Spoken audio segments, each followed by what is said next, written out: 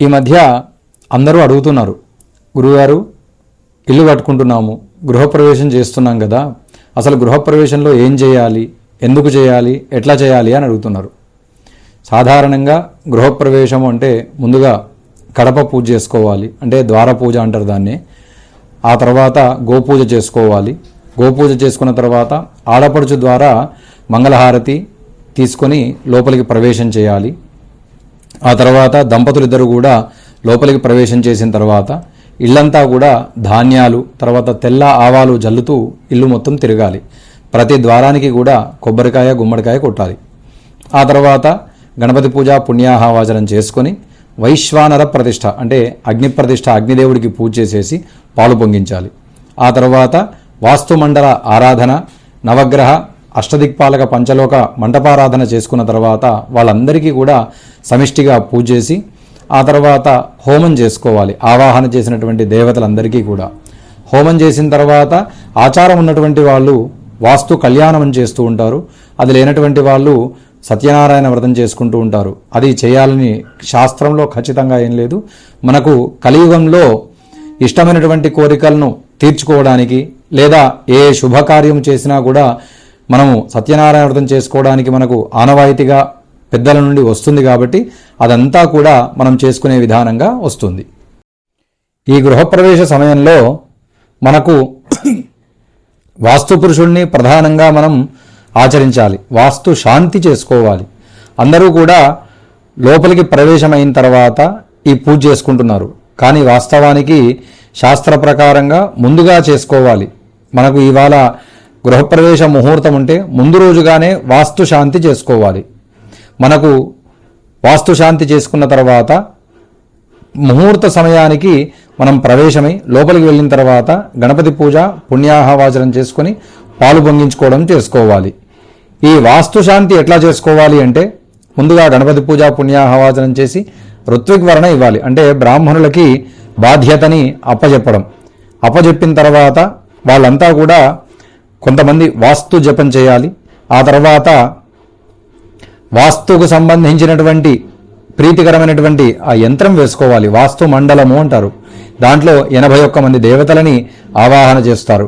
ఆ తర్వాత మనము ఏ పూజ చేసుకున్నా కూడా నవగ్రహాలు, అష్టదిక్పాలకులు, పంచలోక పాలకులు, త్రిమూర్తులు, అట్లాగే ఆ గృహప్రవేశం చేసుకునేటువంటి వారి యొక్క కులదైవము, ఇష్టదైవాన్ని కూడా మనం ఆరాధన చేస్తూ ఉంటాము. అసలు గృహప్రవేశంలో వాస్తు పూజ ఎందుకు చేస్తారు అంటే అసలు వాస్తు పురుషుడు ఎవరు అనేటువంటి విషయం ఎంతమందికి తెలుస్తుంది? వాస్తు పురుషుడు అంటే సాక్షాత్తు శివుడి అంశతో పుట్టినటువంటి వాడు. సహజంగా మనమంతా కూడా భోజనం ఎక్కువ ఎవరు చేస్తారు అంటే కుంభకర్ణుడి పేరు చెప్తారు. 6 నెలలు తింటాడు, 6 నెలలు పడుకుంటాడు అని. కానీ ఆయన కంటే ఎక్కువగా తినేటువంటి వాడు వాస్తు పురుషుడు. ఈయన ఆయుష్ లక్షల సంవత్సరాలుగా ఉంటుంది. అన్ని సంవత్సరాలు జీవించినప్పుడు కూడా ఈయన తృప్తి చెందడు. భోజనం విషయంలో కడుపు నిండదు. అట్లా ఒకనాడు భోజనం నిమిత్తమై వేటకు వెళ్తూ ఉంటే ఆయనకి గాలిలోంచి ఒక 2 మెతుకులు అన్నం వచ్చి ఆయన నోట్లో పడుతూ ఉంటుంది.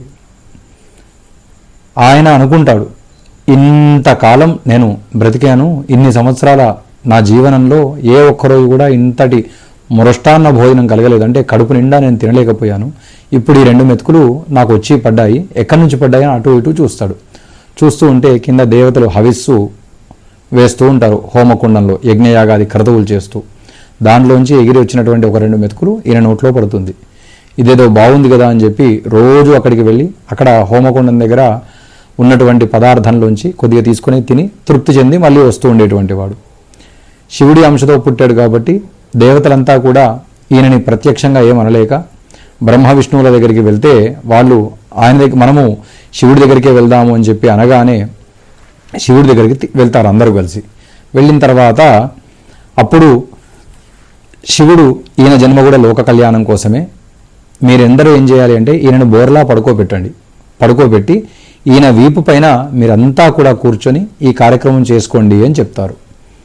ఎలా పడుకోబెడతారంటే ఆయన తల ఈశాన్యం వైపు ఇలా 2 మోచేతులు మోకాళ్ళు మడిచి పడుకోబెడతారు.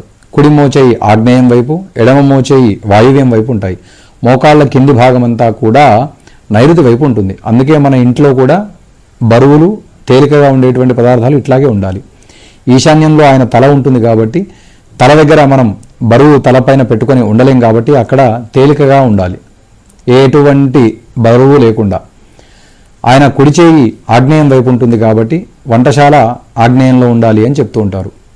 తర్వాత శౌచాలయాలు, మలమూత్ర విసర్జన, టాయిలెట్స్ అన్నీ కూడా వాయువ్యం వైపు ఉండాలి. ఆయన ఎడమ చేయి అటువైపు ఉంటుంది కాబట్టి మన శరీరం ఎంత బరువున్నా కూడా మోసేటువంటి కెపాసిటీ కాళ్ళల్లో ఉంటుంది కాబట్టి ఇంట్లో ఉన్నటువంటి బరువు అంతా కూడా నైరుతుల వైపు ఉండాలి అంటారు. మనకు తల, కాళ్ళు ఈ రెండు కరెక్ట్గా ఉంటే మధ్యలో భాగం ఎట్లా ఉన్నా కూడా మన బాడీ అడ్జస్ట్ చేసుకుంటుంది. అట్లాగే ఈశాన్యము, నైరుతి రెండు సరిగ్గా ఉంటే మిగతా పదార్థాలు, మిగతా వస్తువులు ఏవైనా ఎక్కడైనా అడ్జస్ట్గా పెట్టుకోవచ్చు అని చెప్పి మనకు తెలుస్తుంది. అట్లా ఆయన వీపు మీద దేవతంతా కూడా కూర్చొని చేస్తూ ఉంటే ఆయన మొరబెట్టుకుంటాడు, నీ అంశతో నేను పుట్టించమన్నానా, మరి ఇదంతా ఎందుకు మళ్ళీ అంటే నీ జన్మ కూడా లోక కళ్యాణం కోసమే. ఎవరైతే భూమికి సంబంధించినటువంటి పనులు చేస్తారో వాళ్ళు తప్పకుండా నిన్ను ఆరాధించాలి, నీకు ప్రీతి కలిగించాలి, నీకు బలి ఇవ్వాలి. అట్లా చేయని వాళ్ళ దగ్గర వెళ్ళి నువ్వు ఈ రకంగా భక్షించు అని చెప్తాడట. కాబట్టి మనము భూమికి సంబంధించినటువంటి ఏ పని చేసినా, యజ్ఞయాగాది కర్తవులు చేసినా వాస్తు పూజ ఉంటుంది. అట్లాగే శంకుస్థాపన సమయంలో కూడా మనం ముందుగా వాస్తు పురుషుడికి ప్రీతి ఆయనకు కలిగించిన తర్వాత, ఆయనకు బలిచ్చిన తర్వాతనే మనము అది తవ్వడం కానీ దాంట్లో శంకు స్థాపించడం కానీ చేస్తాము. ఆ తర్వాత మళ్ళీ ద్వారబంధనం అప్పుడు అంటే కడప పెట్టేటప్పుడు కూడా వాస్తు పూజ చేస్తాం. ఆ తర్వాత గృహప్రవేశ సమయంలో ఆయనకి బలిస్తాం. పూర్వయుగాలలో జంతు బలి చేయటువంటి వాళ్ళట. కలియుగంలో అది నిషేధం కాబట్టి ఆ రూపంగా మనం గుమ్మడికాయను భావించుకొని గుమ్మడికాయ, నిమ్మకాయ, కొబ్బరికాయ ఇచ్చి అట్లాగే పెరుగుతో కలిపినటువంటి మినప్పప్పును కూడా మనము బలి ఇచ్చి లోపలికి ప్రవేశం అవుతాం ద్వారపూజ చేసుకున్న తర్వాత. ఆ తర్వాత ఈ వాస్తుమండల ఆరాధన, ఆ తర్వాత సగ్రహమఖ దేవత ఆవాహన చేసుకొని హోమం చేస్తాం. దేవత ఆవాహన చేసి వాళ్ళకి పూజ చేసిన తర్వాత హోమం చేసుకుంటూ ఉంటాం. అసలు హోమం ఎందుకు చేయాలి అంటే, హోమము చేయడం అంటే దేవతలకి భోజనం పెట్టడం. ఎట్లా పెడతాం దేవతలకి భోజనము అంటే, అగ్నిదేవుడు ప్రత్యక్ష దైవం కాబట్టి ఆయన ద్వారా మనము సమర్పణ చేస్తాం. ఎవరికి సమర్పణ చేస్తాము అంటే, ఇందాక మనం ఆవాహన చేసుకున్నాం కదా వాస్తుమండలం, దాంట్లో 81 మంది దేవతలు ఉంటారు. ఆ తర్వాత సగ్రహమఖం, నవగ్రహాలు, అష్టదిక్పాలకులు, పంచలోక పాలకులు, త్రిమూర్తులు, వాళ్ళ భార్యలు. ఆ తర్వాత ఎవరైతే గృహప్రవేశం చేసుకుంటూ ఉంటారో వాళ్ళ యొక్క ఇంటి దైవము, కులదైవం, వీళ్ళందరికీ కూడా మనం భోజనం పెట్టాలి. అంటే మనము గృహప్రవేశంకి రండి అని చెప్పి బంధువులని, స్నేహితులని వీళ్ళందరినీ పిలుస్తుంటాం కదా. ఆ పిలిచినటువంటి వారికి అట్లాగే ఊరికే పంపం కదా, అతిథి సత్కారము, విందులు ఏర్పాటు చేస్తాం. ఆ విందువే దేవతలను పిలిచాం కాబట్టి మరి వాళ్ళకు కూడా భోజనం పెట్టకుండా పంపకూడదు కదా. ఆ భోజనం పెట్టేటువంటి పద్ధతే హోమం చేయడం అంటే. వాళ్ళకి ఏం పెడతాం ఆహారము అంటే, దేవానాం ఆజ్యం ఆహారం, దేవతలకి ఆజ్యము అంటే నెయ్యి మాత్రమే ఆహారం. కాబట్టి ఆ నెయ్యి ద్వారా మనం వాళ్ళకి సమర్పణ చేయడం అగ్నిహోత్రుడి ద్వారా. అట్లాగే మనకు భోజనం ఆహారం ఏంటి అంటే అన్నం తింటాం. ఉట్టి అన్నం తినలేం కదా. అన్నంలో ఒకరికి పప్పు ఇష్టం ఉంటుంది, ఒకరికి శాకం అంటే కూర ఇష్టం ఉంటుంది, ఒకరికి పచ్చళ్ళు ఇష్టం ఉంటాయి. అట్లా దేవతాగణం మారినప్పుడు వాళ్ళకి ఇష్టమైనటువంటి పదార్థం మారుతుంది. సహజంగా అందరికీ మాత్రం సమిదాజ్య చెరువ్రీహి ద్రవ్యాలు వేయాలి. అంటే సమిధలు, తర్వాత నెయ్యి, అన్నము, వ్రీహి అంటే వడ్లు. ఈ 4 అందరి దేవతలకి కామన్గా వస్తుంది. కానీ దేవతలు మారినప్పుడు గణపతి హోమం చేస్తాం. అప్పుడు అటుకులు, వరిపేలాలు, చెరుకు ముక్కలు, పండ్లు ఇట్లాంటివి వేస్తూ ఉంటాం. శివుడి హోమం చేస్తే, రుద్రహోమం చేసేటువంటి సమయంలో ఆయనకి నువ్వులు ప్రీతికరం కాబట్టి నువ్వుల ద్వారా సమర్పణ చేస్తాం. అమ్మవారి హోమం చేస్తూ ఉంటారు. అమ్మవారి హోమం చేసేటప్పుడు చండీ హోమం ఇట్లాంటివి చేసినప్పుడు పాయసంతో హోమం చేస్తూ ఉంటారు. ఇట్లా దేవతలు మారినప్పుడు వాళ్ళకి ఇచ్చేటువంటి ద్రవ్యం మారుతుంది. కానీ అందరికీ కామన్గా మాత్రం సమిదాజ్య చెరువ్రీహి, సమిధలు, నెయ్యి, అన్నము, వడ్లతో మాత్రం అందరికీ ప్రధానంగా ఉంటుంది. అట్లాగే నవగ్రహ హోమం చేసేటప్పుడు నవధాన్యాలు వేస్తుంటారు. ఏ గ్రహానికి ప్రీతికరం ఉన్నటువంటి ద్రవ్యం ఉంటుందో ఆ ద్రవ్యాన్ని సమర్పణ చేస్తూ ఉంటారు. అట్లాగే ఇప్పుడు అందరూ అడిగితే చాలామంది చెప్పేటువంటిది ఏంటో తెలుసా, హోమం ఎందుకు చేస్తారు అంటే, ఇల్లంతా పొగబారాలి, మనకు ఉన్నటువంటి దృష్టి దోషాలన్నీ తొలగిపోవాలి, నరదృష్టి మనకు తగలకుండా ఉండాలి, మనలో ఉన్నటువంటి నెగిటివ్ వైబ్రేషన్స్ అన్నీ పోవాలి అని చెప్తున్నారు. చాలా తప్పు అది.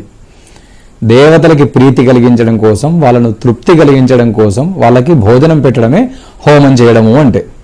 అట్లాగే అగ్నిదేవుడి ఫోటో చూశారు ఎవరైనా? అగ్నిదేవుడు ఎట్లా ఉంటాడు అంటే అందరూ కూడా ఇగో ఇలా మంటలాగా ఉంటాడని చెప్తారు. కానీ ఆయనకు కూడా ఒక శరీరం ఉంటుంది, ఒక రూపం ఉంటుంది. ఆ రూపం ఎట్లా ఉంటుంది అంటే ఒక దేహము, 3 పాదాలు, 7 చేతులు, 2 తలకాయలు, 4 కొమ్ములు, 7 నాలుకలు, 7 చేతులలో 7 ఆయుధాలు పట్టుకొని ఉంటాడు. తోమరం వ్యజనం వామై ఘృతపాత్రం అని చెప్తూ ఉంటారు. తర్వాత ఆయన భార్య 2 రూపాలుగా ఉంటుంది. ఒకటి స్వాహాదేవి రూపము, ఇంకొకటి స్వధాదేవి రూపము. ఇట్లా దేవతా సంబంధించినటువంటి కార్యక్రమాలు ఏవి చేసినా కూడా స్వాహ అనేటువంటి భార్య ద్వారా ఈ ద్రవ్యాన్ని స్వీకరిస్తాడు. పితృ సంబంధితమైనటువంటి హోమాలు చేస్తుంటాం కదా, అప్పుడు స్వధ అనేటువంటి భార్య ద్వారా స్వీకరిస్తాడు. ఆయన ఆసనం కానీ వాహనం కానీ మేషారూఢుడై ఉంటాడు. అంటే మేక మీద కూర్చొని ఉంటాడు. ఎప్పుడు కూడా చికాకు లేకుండా, కోపము లేకుండా చిరుమందహాసాన్ని చిందిస్తూ చక్కగా కూర్చొని ఉంటాడు. మనం వేసేటువంటి ద్రవ్యాన్ని ఆయన ఒక ఘృత పాత్రను చేతిలో పట్టుకొని ఉంటాడు. మనం ఇక్కడ హోమకుండంలో వేసేటువంటి ద్రవ్యము ఆ పాత్రలో పడితే మనం ఏ దేవుడికి సమర్పణ చేయాలి అని చెప్పి మంత్రం చెప్పి అందులో వేస్తామో ఆ దేవతకి ఈ ద్రవ్యాన్ని ఆయన తీసుకువెళ్ళి అందజేస్తాడు. అందుకే ఈ వేసేటువంటి ద్రవ్యాన్ని మనము హవిస్సు అని పిలుస్తుంటాం. ఈ హవిస్సుని ఆ దేవతలకి అందజేస్తాడు కాబట్టి హవ్యవాహనుడు అని కూడా ఆయనకు ఒక పేరు ఉంది. అంటే మనం ఇప్పుడు దాన్ని ఇంగ్లీష్లో మారుస్తే పోస్ట్ మ్యాన్ అని. ఏ రకంగా వస్తుంది అది? ఇక్కడ ఇచ్చేటువంటి లెటర్లు అక్కడ ఇచ్చి, అక్కడి నుంచి వచ్చినటువంటి లెటర్లు మళ్ళీ మనకు అందజేస్తాడు కదా పోస్ట్ మ్యాన్. ఈయన కూడా అంతే.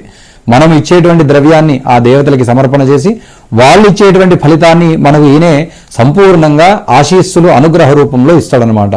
అందుకోసం మనం హోమం చేస్తాం తప్ప మనము హోమం చేసేటప్పుడు పొగ ఇల్లంతా పారాలి అంటే పచ్చి మొద్దులు పిచ్చి మొద్దులు ఏవి తీసుకొచ్చి మంట పెట్టినా కూడా పొగ అంతా వస్తుంది. దానికి ఇంత కష్టపడి మంత్రాలు చదివి హోమం చేసి ఆ ద్రవ్యం అందులో వేయాల్సిన అవసరం లేదు. ఓన్లీ పొగ పారాలి అంటే అట్లాంటివి చేసినా కూడా మనకు పొగ బారుతుంది.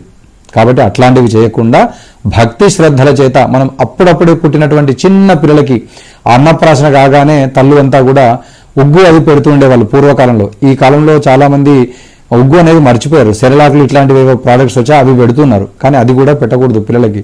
ఈ ఉగ్గు అనేటువంటిదే పెట్టాలి. ఈ ఉగ్గు పెట్టేటువంటి సమయంలో పిల్లల్ని ఎంత ప్రేమగా, ఎంత శ్రద్ధగా చూస్తూ పక్క వాళ్ళు ఏమైనా అర్జెంటుగా మాట్లాడిచినా కూడా కాసేపు ఆగండి అంటారు కదా, అట్లా దేవతలను కూడా చిన్న పిల్లల రూపంలో మనం ట్రీట్ చేస్తూ వాళ్ళకి ఆహారం పెట్టాలి.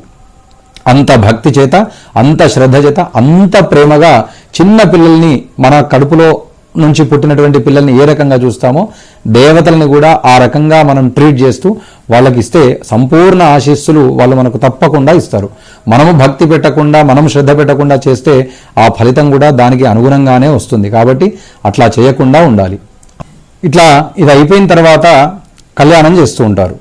కళ్యాణం అంటే లక్ష్మీనారాయణల కళ్యాణం కావచ్చు, శివ కళ్యాణం కావచ్చు. ఇట్లా ఇష్టదేవత విగ్రహాలను పెట్టుకొని వారికి సంబంధించినటువంటి కళ్యాణాలు ఎందుకు చేయాలి అంటే మనం ఇంట్లోకి వస్తాము.